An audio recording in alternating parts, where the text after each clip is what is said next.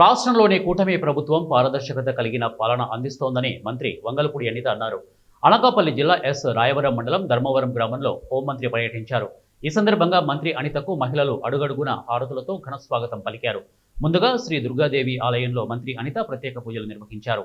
అనంతరం సుపరిపాలనలో తొలి అడుగు కార్యక్రమంలో ఇంటింటికి వెళ్లి రాష్ట్ర ప్రభుత్వం గత ఏడాది పాలనలో చేపట్టిన అభివృద్ధి సంక్షేమ పథకాలను ప్రజలకు వివరించారు.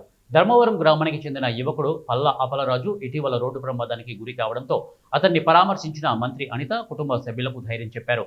అలాగే గుండె ఆపరేషన్ అనంతరం విశ్రాంతిలో ఉన్న టీడీపీ నేత కలగట్ల సూర్యనారాయణను కూడా పరామర్శించారు. అనంతరం 8,40,000 రూపాయలు జాతీయ ఉపాధి హామీ పథకం నిధులతో నిర్మించిన సిమెంట్ రోడ్డును మంత్రి ప్రారంభించారు.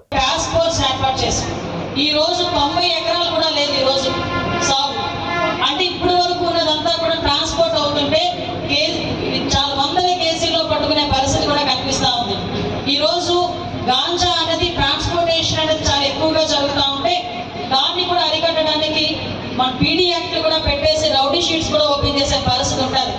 ఇంకొన్ని రోజులు పోతే ఎవరైతే అంటే ఇంకొంచెం ఎక్స్టెంట్ వెళ్తే ఇంకా పరిస్థితి ఎలా అవుతుందంటే మన పిల్లలు మనం కంట్రోల్ చేసుకోకపోతే రేపు పొద్దున గాంజా తీసుకున్నారని దొరికితే వాళ్ళ తాలూకా సంక్షేమ కార్యక్రమాలు కూడా ఆగిపోయే పరిస్థితులు కూడా రావచ్చు.